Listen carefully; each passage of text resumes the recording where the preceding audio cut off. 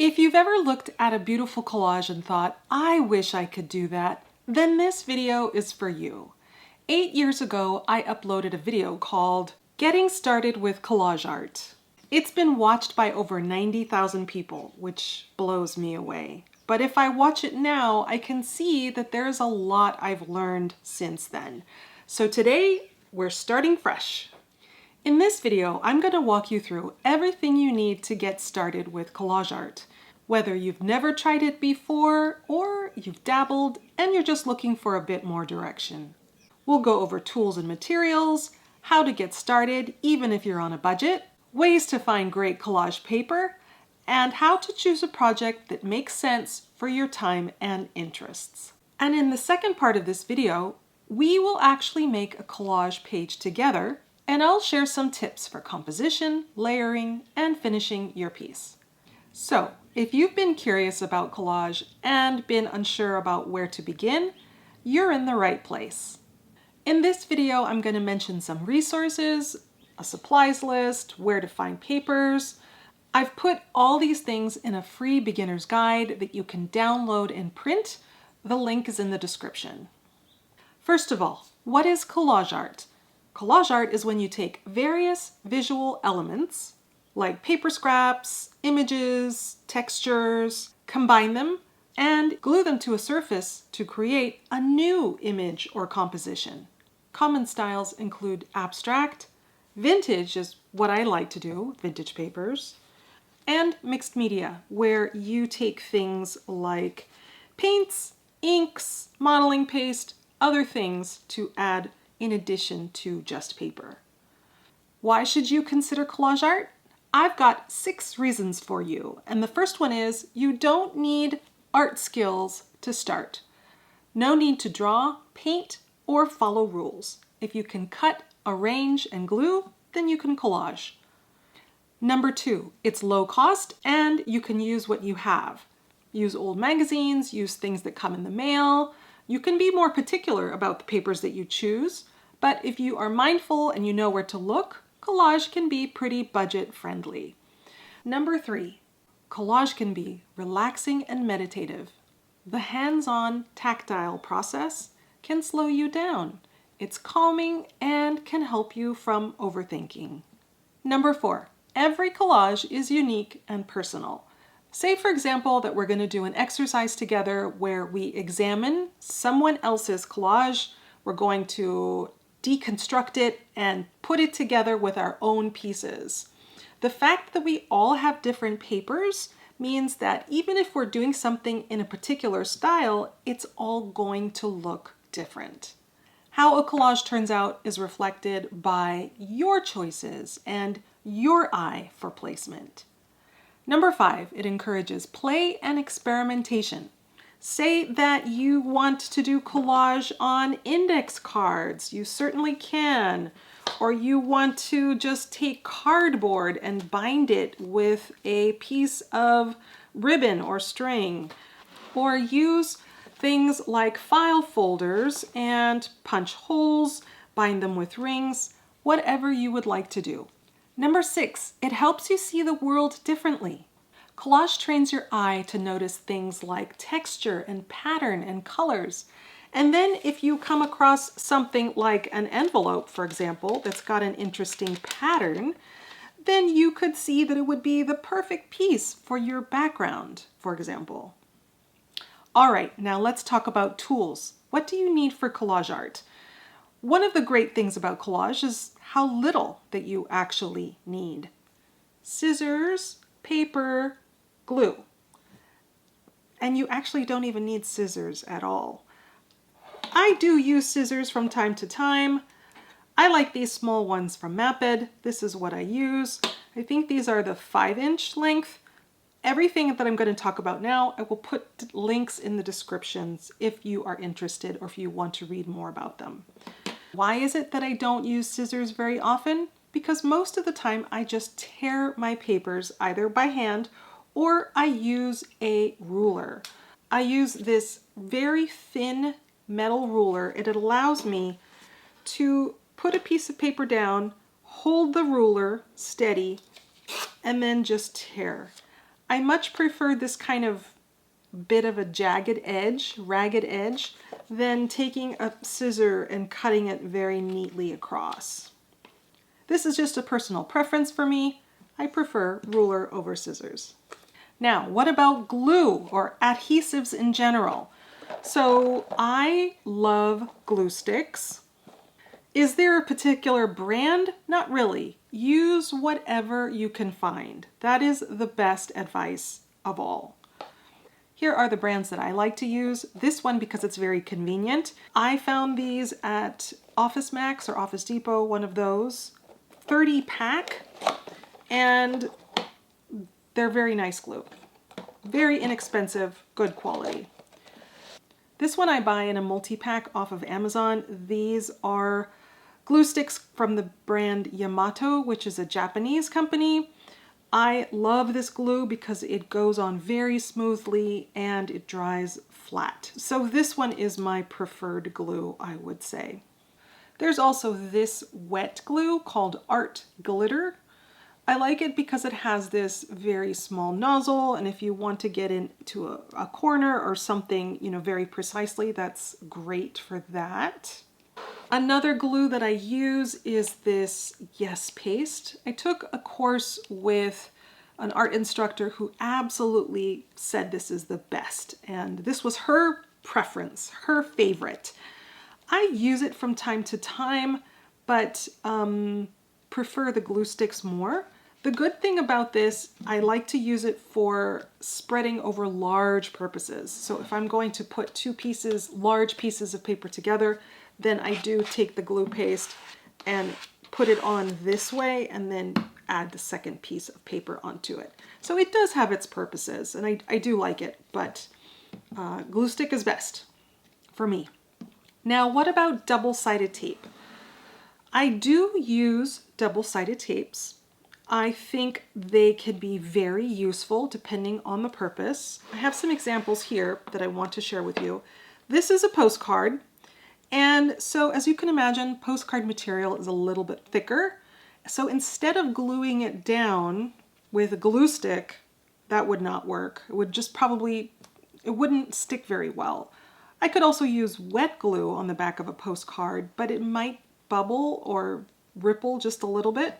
I could use Yes paste, absolutely, this would be a good choice.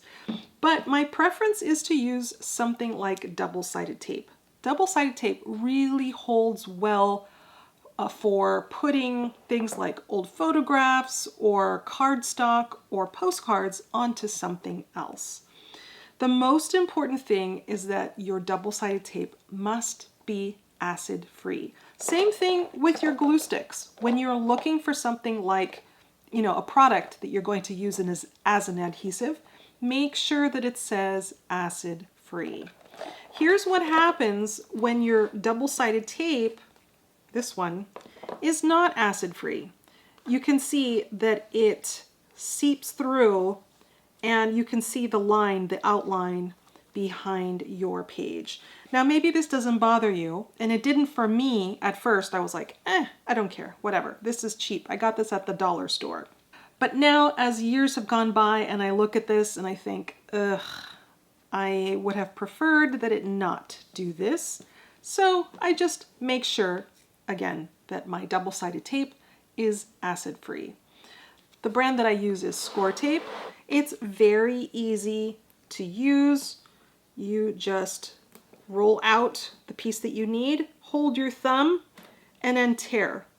And it comes off super easily. Of course, you can cut it precisely with your scissors if you would like to, but tearing off, it's fast and it just works. What about optional, nice to have things? Some things that you may consider getting is something like an X-Acto knife, which is a very precise cutting tool. I also have a cutting mat and a ruler and this rotary cutter. I can line up my page on the grid, use my ruler to make sure that I have a straight edge, and then use my rotary cutter to cut straight across. Other people also have the paper trimmers. Those are really nice tools as well. I'm sure you keep an eye out in the secondhand stores for tools that you could possibly use. Things like corner rounders or hole punches, things of that sort. Those come in handy as well. All right, next, let's talk about paper. Oh my goodness, I could talk about paper all day long. First of all, where do you find some paper? Couple of ideas. First is old magazines. Here's what I got at my local library. I got some gardening magazines, some tea or recipe food magazines, and a Victoria magazine that's got some really beautiful pictures of homes and landscapes and things of that sort. So where can you find magazines around you? Do you have friends or neighbors who possibly have old magazines that they don't want anymore? Just keep an eye out for those because you can cut them up and then recycle the rest of what you don't want. Junk mail is another great source for papers. Now, I'm not sure how it is in other parts of the world, but in the United States, we get a lot of junk mail, and you would be surprised at the quality of the papers that are used in a lot of these advertisements and things. And just even letters that come in the mail of offers, the paper that they use oftentimes is a pretty good quality. Here's something from the Banana Republic. It's just a good cardstock, which makes it thick and sturdy for you to be adding layers on top of with glue, or if you use paints, or just layers of paper, right? So here's another credit card offer. You can also use junk mail to cut out shapes, to cut out words, images, things of that sort. Now, of course, you can buy paper. You can go to the craft store, for example, and buy things like pattern paper, pads that just have basic colors in them. There are these paper pads, for example, that have really cool designs. This one is called Reminiscence. I got it online, patterned cardstock.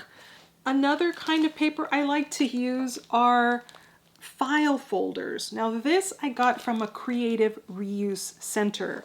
So I paid $3.40 and I got all of these personnel records so that you slide information in them. This is obviously printed, 1980, before the internet, right?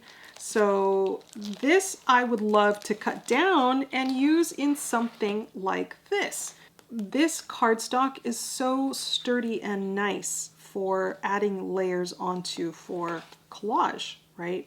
So it would be really easy for me to take something like this, cut it down to the size I want, and then I can use this as the foundation for a journal or whatever that I would like. When it's back to school time, in August, for example, usually in places like Target, you know, where they have all the school supplies that are on sale, you can find really inexpensive file folders, even in the bargain bins, and use those that you cut down to the size you want and to be using as your base for the collages that you add on top.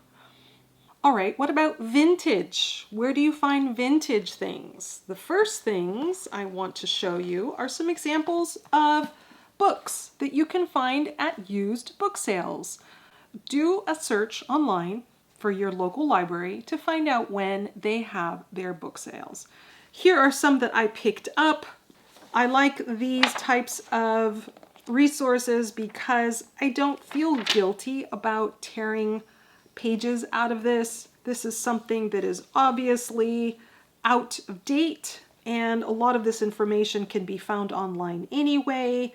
I love when there are rows and columns of numbers or these kind of schematic images. These are fun as well. So there's plenty of things that I tear out of here.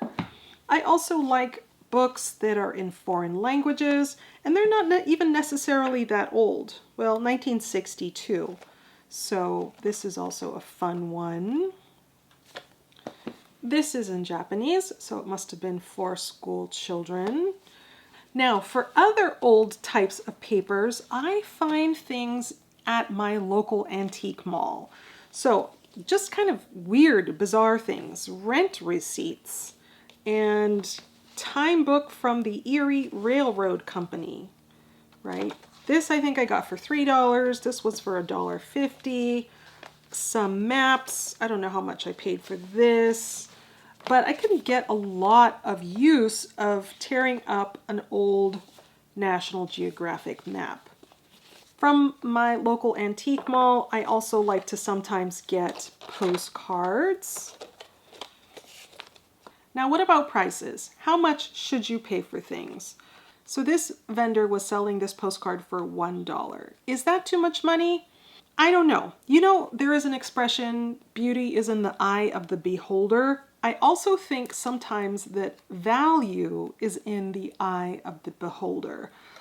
I loved this postcard. I just thought it was really cool from 1939. I love the colors, and I know that I can use it in my collage art. I could even scan it and print it if I wanted to. So if I know that most postcards would sell for 25 cents and yet this one was for $1, would I pay for it? Yeah, in some cases I would. Now, also remember that I bought this from a vendor who was in an antique mall. And often you might say, oh, those things are so overpriced in an antique mall. Think about it this way. Vendors in an antique mall need to pay rent. And if I choose to pay for something that might be a little bit overpriced, I feel like I am supporting them as a vendor to have a shop that I can physically go to and look at their inventory and to buy things. In this day of buying things online, it could be so easy for a vendor to say, you know what, it's not worth it for me to have things in a store because I just don't get the sales. I can't make enough money to support myself and to have a shop. So in order to encourage these vendors to stay, I am willing to pay a little bit more sometimes. Another thing I recommend is postage stamps, old postage stamps. I belong to my local stamp club, so I am able to get a really nice selection of postage stamps that are damaged or are not interesting to collectors, and so I get them very inexpensively. Of course, you can also buy them online. eBay, for example, you can buy stamps by the pound, old stamps. Those are a lot of fun to use in your collages. I have some examples here of sheet music. I love that these are in different colors, black and red and blue. These are so fun to use. In my previous video of my mini tea-dye journal, I had talked about how I had an album. I purchased an album and it had a whole bunch of vintage photos in it.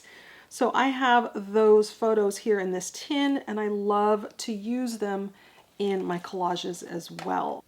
I don't remember how much I paid for this album, but even if it was something like $20 or $30, which is a lot, there is so much material for years in here. So investing in one good album is going to help me with materials for years to come. Other specialty papers I want to mention are things like textured papers, rice paper, handmade paper, eco-dyed paper. All those things are great for collage. Another thing I want to mention are printables that you can find online. For example, on Etsy, where you can print papers in themes that are interesting to you. If you're looking for florals, if you're looking for Alice in Wonderland, if you're looking for Harry Potter or whatever theme, vintage or not vintage, you can find printables. Do I use those? Yes, from time to time I do. If I have a themed glue book that I'm working on, for example, and I am looking for images or papers that would work in it and I don't have enough from my own stash, then yes, I would consider printing out and using themed images for my journals. On Etsy, you can also find people who sell curated packets of vintage papers. So they've already cut them down to size in a particular theme, like birds, for example. I've also purchased some like that. So that can also be a great starting point for using specialty papers, sometimes vintage papers, in your collage art. I mentioned that I have a free beginner's guide that you can download and print. In there, there's resources for where you can find papers. It'll give you a bunch of ideas that may be useful for you for keeping an eye open of where you can find papers.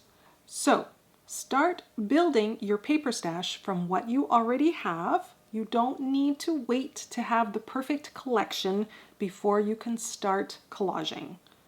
All right, now that I've talked about tools and materials, now let's talk about project type. What would you like to make? So I've got some things on my desk as some examples. This is a glue book where I have just put together a bunch of random pages and bound them with a coil binding.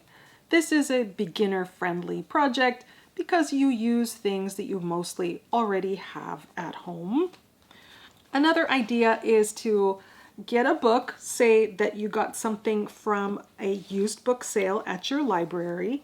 This is an old discarded book. You can then use this as the foundation for doing some collage art in it. Yes, you would remove some of the pages. It gets too thick if you layer lots and lots of papers and things onto your pages, but this is definitely a possibility that you can do. Here's an example of a junk journal. It contains a lot of envelopes that came in the mail. One big envelope used as a cover, and then a bunch of papers inside make up the rest of the pages. Sometimes they're thin papers like a receipt and a piece of a notebook paper, and other times it just comes from things from a magazine or book page. Another idea is to use something like an art journal. Maybe you can find one that's already been made, or you have access to something, or you can find something in a shop that you could use as the foundation. This has got really nice sturdy paper, so again, this is going to be great for adding layers, and there's also an option to use it for mixed media, so if you're going to be adding some paints or inks and things of that sort. These things are in book form, but you can also do something like index cards. Index cards are great because it's a smaller format, right? And then the binding is super simple with something like a hole punch and a single ring. So how do you decide your project type? Well, the first thing to think about is time. How much time do you have? If you're somebody who does not have a lot of time, then something like a smaller project, say something like these index cards, would be preferable than starting something like a junk journal from scratch. Also think about materials. What things do you already have right now? I had just talked about this glue book where basically I take things that I have at home. Book pages, old postcards, pattern paper, ledger paper, tags, right? All of these things I had, and I assembled them. I picked 20 pieces. I have a coil binder that I used. Even the covers I used from old envelopes. And inside the envelopes, to make them stiff, I used food packaging, something like a box from pasta or from brownies or a cereal box. I just cut it down and slid it into this envelope, and it made very nice covers. So those are things I already have at home. The last thing to consider when thinking about a new project is your preference. Do you want something structured, like a book, for example, that you can slide it into a bookshelf when you are done? Or are you okay with something like index cards, right? There's kind of a free form with this. It just depends on your preference. Before I move on to working on some collages, I want to talk about one more thing, and that's storage and organization. This is a tricky thing to talk about because there is no one-size-fits-all solution for everyone. Everybody has different situations. Some people have a lot of space. They have a separate room or a separate area where they can have craft materials and tools. Other people don't. Other people have a little desk tray where they can collage and then they keep things underneath their bed, right? So it's hard to make recommendations for the best types of organization. But what I do want to say is that it can be very easy to fall into the trap of focusing so much on storage and organization that it prevents you from actually creating. The focus becomes on the things rather than the activity of creating. And that is something that I want to bring your attention to so that you don't fall into that procrastination trap. It's so easy to get overwhelmed with the amount of paper around you, especially if you have lots of bits and pieces. So one thing I like to do is to have a certain amount in front of me or near me and the rest put away so that it's not close to me. Now, what I have are these trays, and these acrylic trays, I think they were originally meant for makeup trays. I'll put the link in the description of where I got these on Amazon. But I have trays of these papers that I can go through and use in my collages, and I rotate things out after a certain number of months or even a year goes by before I move things around. I have more papers in my hutch back here, but I don't have everything in front of me. I would just be too overwhelmed with all that. So having things in small amounts that are accessible to me close by is extremely helpful. Another thing that has worked well for me is to have boxes that I can stack on top of each other with different size papers.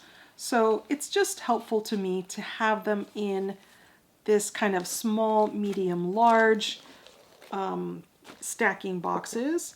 This is the system that I used very often when I was crafting in my laundry room and I didn't have a lot of space. This is perfect to be able to lift up and then move out of my way.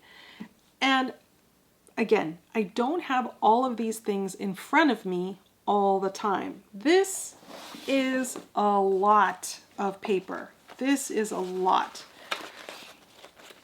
I would be absolutely overwhelmed by way too many choices if I had this in front of me all the time. So I pull things out and move them into my small containers. The last thing I want to say about organization is that it should be enough to keep you moving.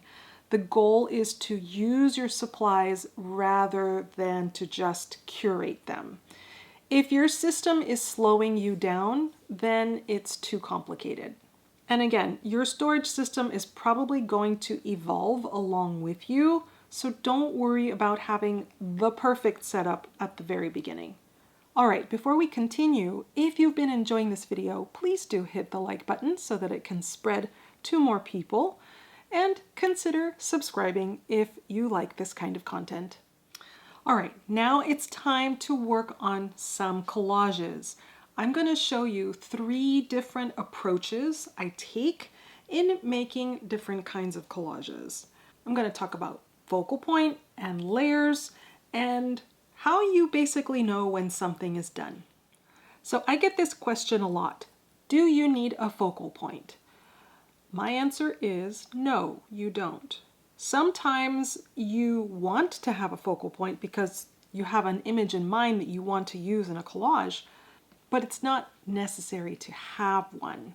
Say, for example, that you are redesigning your living room and you've picked out your couch, you've got a nice area rug and a coffee table and lamps, all the things that you need. Is there a focal point in that living room?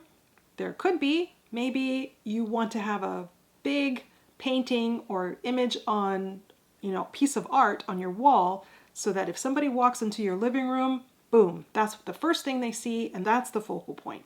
But maybe you don't want a focal point or you don't have a focal point in your living room. Maybe you want the room to be inviting and warm and comfortable, and you want all those little bits, those little pops of color and the cohesion of all the pieces that you chose to make the living room as a whole the finished product. That's the same concept with collage art. It makes it easier to have a focal point with collage, but you don't need one.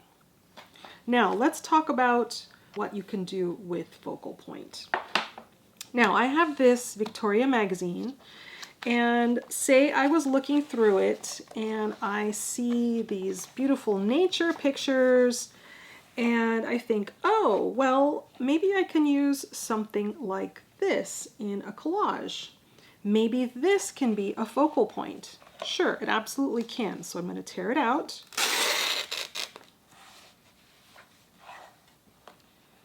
I don't know how much I'm going to use, so I will just tear it out. Tear out a big piece like this. Now, what do I do with this? How do I collage with this? Should I cut out the pieces, cut out the green, leave the green? Well, it depends. It depends on how big of your substrate is. So say, for example, that I'm going to put it in this glue book. So let me find a spot for it. I could put it here on this page. I could choose any of these. Let's put it here. Okay, so this is my size. It's basically the size of a postcard. So I may need to cut this down a little bit more. Now, if this is my focal point, I need to look at the colors that are already on here. So we have pink, and we have this kind of orange or beige butterfly. So in my papers and things, I'm going to pull out some things that may work with this. I have this paper pad with some pinks in it. I'm not sure if any of this will work, but I can start playing with combinations of papers. Now, there is this hidden treasures written up here in text. Do I want to keep that? Do I want to cut it off? Again, it depends on how much room I have and if it looks good or not, right? So let me just keep on playing around, see what else I have. Black, no. Let me see if I have more pink. I have this. Is this too busy? It might be.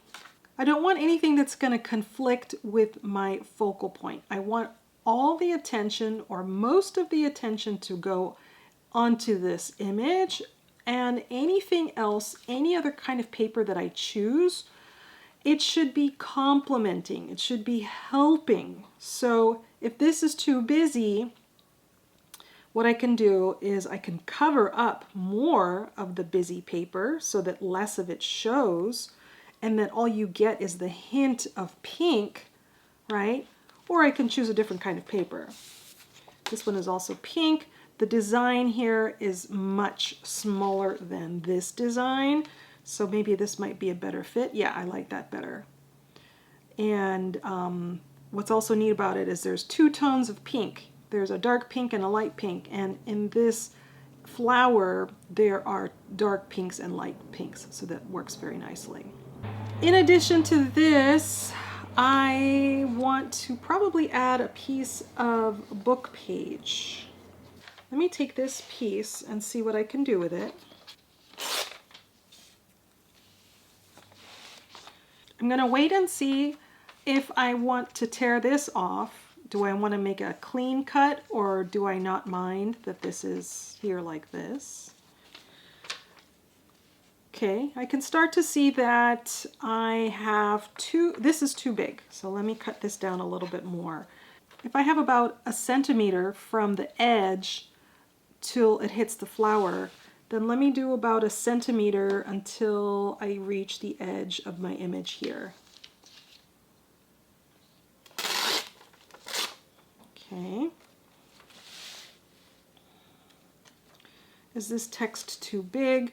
I kind of don't like this blank part right in here, so I might do something with that, or I'll just cover it up like that. It's also good. But already I can see that this is pretty much it. And I only have 3 pieces of paper, right? 1, 2, 3. If I want to add something else, I can try and find something that could possibly match with this butterfly. So let me look and see what I may have. I have this stamp that could work. This is on paper. Maybe I want to have one off paper. Here's a little stamp. Put this here. Okay, which one do I like better? I kind of like this big one because it covers up more of this space down here. There's this green, big section of green, so it kind of works if I use this rather than this little one. I could put the little one down there, but for some reason I like this one better. All right, I'm gonna go with that. And I think I am gonna clean this up just a tiny bit. Now, this is kind of a heavier cardstock, so I'm gonna use my double-sided tape. I'm gonna go all the way to the edge. That's fine. And then now with this one, I can choose to use double-sided tape or glue. Since I have my tape right here, I might as well just use it. Okay.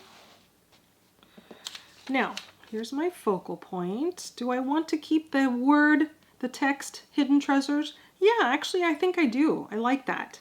What about the length? Should I cut off any more down here? Again, it's a matter of placement. I like that there's that big chunk of green. Maybe I'll keep that. There is a seam, this seam right here. This piece is going over that seam. And now I have this intersection right here, almost like a T. So I'm going to use my stamp over that intersection. I could be precisely on the T, or I could be slightly to the side. It's just a matter of preference.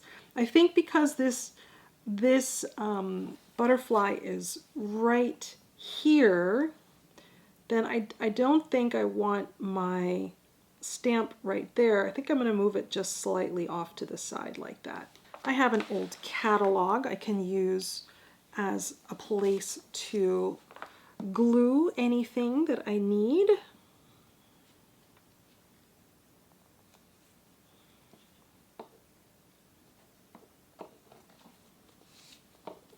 There we go. Is there anything else that I want to add? Any other rubber stamping? Any additional embellishments? I don't think so. I think this is good the way it is, but I can always add more things later if I want to. And that's often what I do, is I come back to something. I say, okay, I'm done. And then the next day or the next couple of days, I come back and I look at it again. That way I can tell if I feel like I need to add something or not. Another idea is to take a photograph with your phone. Just take a picture of it and then look at it and determine if you think it has enough, right? Does it need anything else? You can always add things later, days, weeks, months later if you really want to. All right, so this one is done. First collage is done. Now, let's say I don't have a focal point, but I want to collage anyway, and maybe I will find my focal point after I start working on a collage, right? That's definitely a possibility. So I'm going to find another page to work in.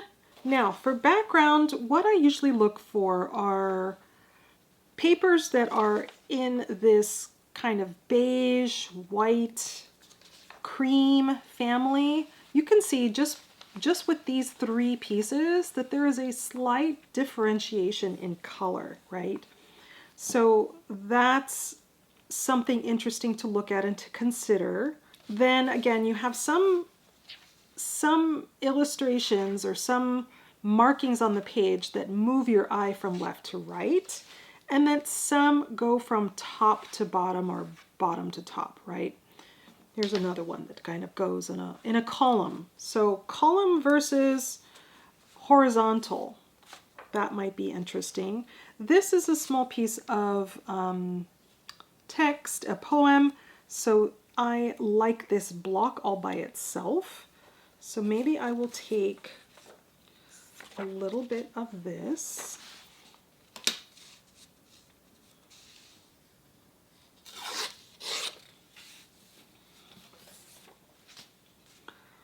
I'll put it here. How much of the background do I want to show? Not sure yet. I'm not sure yet. But I already know that this is not centered right. There's too much space here, so I'm going to cut this off just a tiny little bit. Okay, that's better.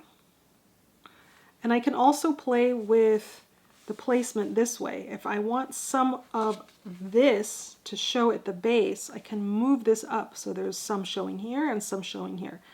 Or I could just put it all the way to the edge of the paper. Not sure yet. So all these things I'm keeping in mind, and keeping an open mind, right?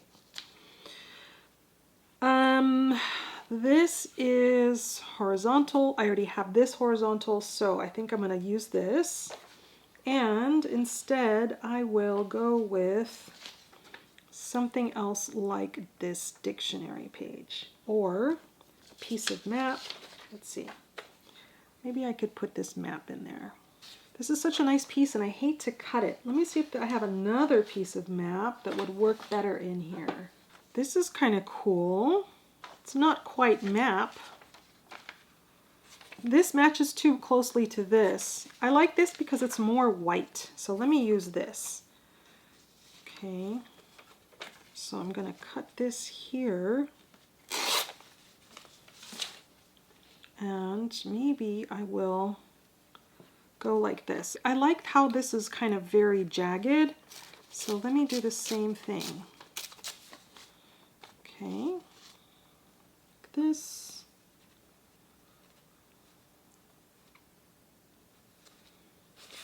And then this like this. This I want to cut off a little bit more at the base.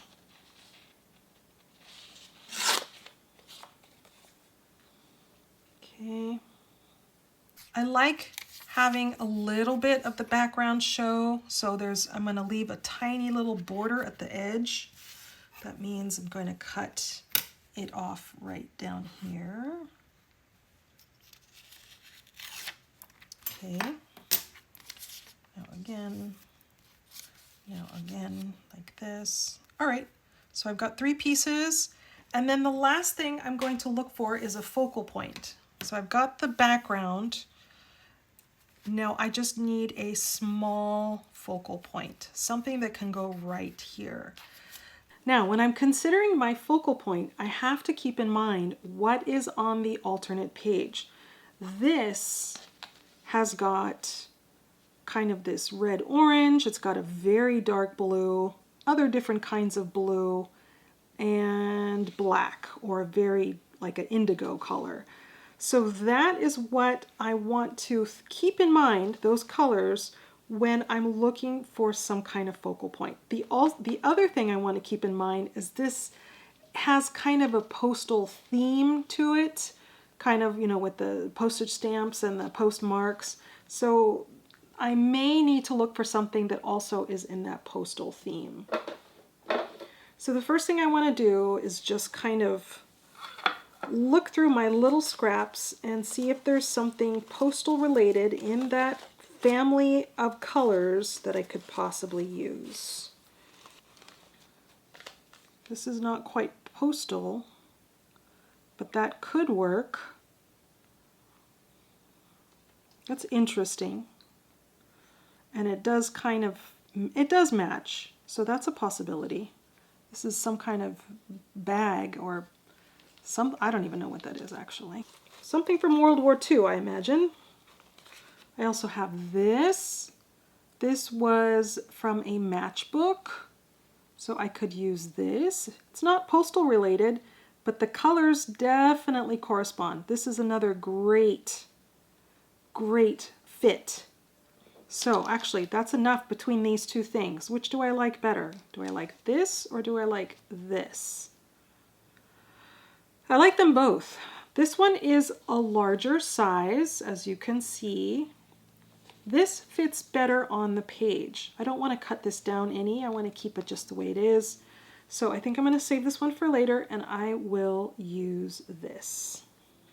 So let me glue down these 3 pieces, and before I glue down my focal point, I'm going to assess if there's anything else that I want to add. Okay. So I have my 3 pieces glued down, and this is my focal point. Now I could just glue that focal point down the way it is, but this paper, the color of this paper, it matches very closely to this background paper, and to this one too, more or less. So what I want to do is somehow bring this to the front so it's clearly the focal point. And there's a couple of ways I could do that.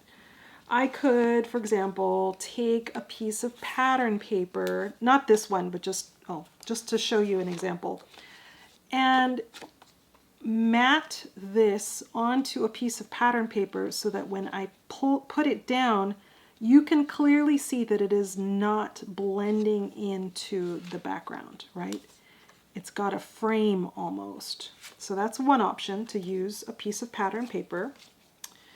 Another option is to take a rubber stamping with some vibrant colored ink that I can place in here so that when I put this over the top, I can see that there is the rubber stamping underneath. So I chose something in a vertical format. I could also use something like this, or this, or I have numbers, right? What should I do? Should I do the numbers? And then I also need to figure out the color.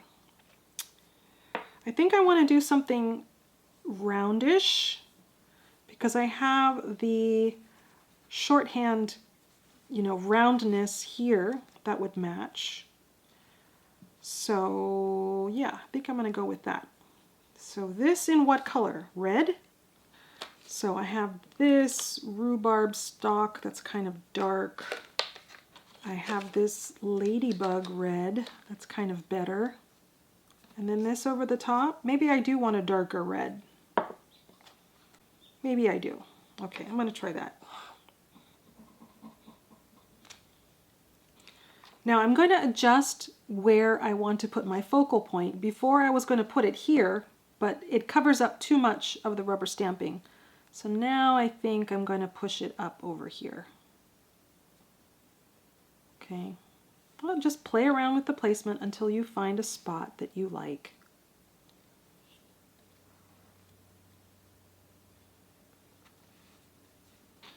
Is there anything else I want to do?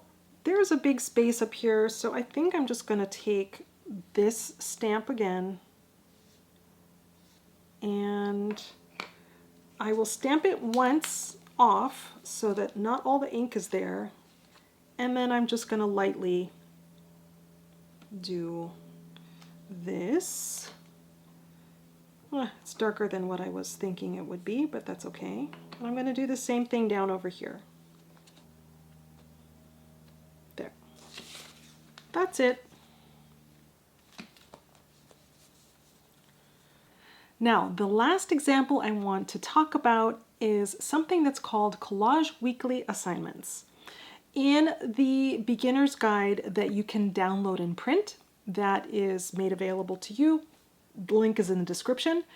Inside there is 4 assignments that you can use to help you create collage. The purpose of these assignments is to help you focus on finding the papers that you're going to use for your collage. So here's the first assignment. This is the one that I'm going to do. I invite you to collage along with me. Let's read it first. Something associated with water, a poem or a song, pattern paper, something usually kept cold, a light shade of blue. Those are 5 papers that I want you to find. The bonus is here in case you can't find one of the 5, and in that case, you use the bonus as a trade-in, basically, okay? So maybe you've been noticing the papers that I've been using for the last couple of collages, and you can already see that I have some things that will work with that. Something associated with water, well, I have these pieces of map, right? And there is the Sea of Japan right here. So that's associated with water. I could use this paper. A poem or a song, oh, well, I have this. This is a piece of poetry that's in the Czech language. Okay, I can take a piece of that. Pattern paper, well, I've had this. I can take a piece from here. That's pattern paper. Something usually kept cold. This is kind of a mystery. And that's the fun thing about these assignments, is that you don't need to have all the answers right away. And if you look at the future assignments, like the next one or 2, you can keep these in mind, in the back of your mind throughout your day or throughout the week. Oh, I need to be looking for a paper that symbolizes something that should be kept cold, right? You're engaging your mind creatively, whether you're actually cutting and gluing things down onto a substrate, or you're just thinking about the possibility of what paper you can use, right? So that's kind of the fun of it. There is this element of hunting for the right paper, and you don't need to rush through it, right? If you know right away, okay, I know what that could be. Something usually kept cold. Yeah, I have a picture of a recipe with Jell-O mold, and maybe the Jell-O needs to be kept cold. I don't know, right? For example. So I cannot think of anything at the moment for that one. So I'm just going to keep on going. A light shade of blue. Well, I already had that map with blue in it. I might find a different one, but I'm going to take another piece because this is a lighter shade of blue. And then I want to use the bonus in place of something usually kept cold, an unusual symbol or shape. Well, in the papers that I have here, I could use a couple of things. I've been showing you this text of Japanese writing, so there is an unusual shape for me. I could use one of those. Also, this Greg shorthand, there's a bunch of unusual symbols. This is also another great example, right? So those are some good ones. Okay, so light shade of blue and something associated with water. Those are 2 that I might want to think about more. But let me start with what I have here. Now, I need to decide where I want to do this collage. So I'm going to go back to my little glue book. I'm going to find a page in here. I know I'm going to be talking about blues, and there's blue here, so I might just do it here. Maybe I can use this on the other side. Well, since this piece of map contains a light shade of blue and something associated with water, I'm going to count it as the same thing. Okay, so I have my pieces. This is something associated with the water, the poem and the song, pattern paper, and the unusual symbol or shape. So that is going to be that. I'm just looking to see if I want to move the placement around. I can't really see any of the shapes. So maybe I want to move this over here. Do I want to have this be more prominent? Let's see. Maybe I do. Or I can move this over. Have this up here.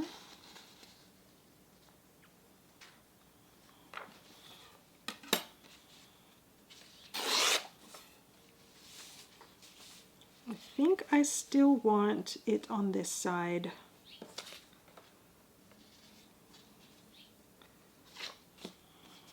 Try again.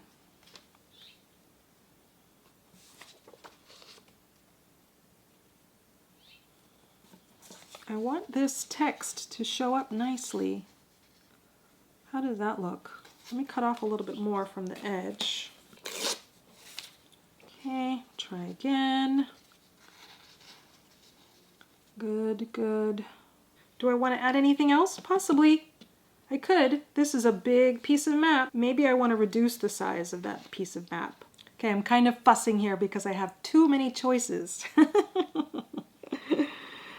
You see how that works? Now I have this dark blue and I want this to match a little bit more closely and it's not.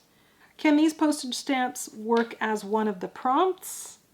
Something associated with water? No, not really. A light shade of blue? Well, that's more of like a dark shade of blue. But it's my rules. I can do whatever I want to. If this is an embellishment that I want to add to the top, then I'm going to do it, right? I kind of like the way that looks. I like the way that looks. So that's what I'm going to go with. You can decide with these assignments how much you want to adhere to them precisely, or if you want to be loose in the interpretation. Okay, so let me glue all of this down.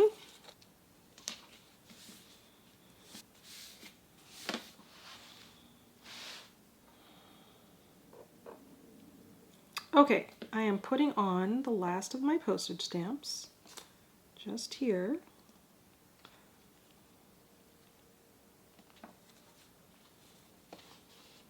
Do I want to add anything else? I think I'm good for now. I can always decide later. Look at it tomorrow, as I said. Now, do you see how these assignments can be beneficial? If you don't have a lot of time to collage, if you need a little bit of guidance in finding the kinds of papers that you can use, and also to the point of not keeping all of the papers in front of you all the time, just having a certain amount that are within reach. You get familiar with what's in here, and then you remember more or less what you have. What other questions do you have with collage? Let me know in the comments. I could make a list and do a Q&A at another point. If you're looking for some more organizing ideas for storing your papers, I've got this video right here that might be of interest to you. I hope to see you over there.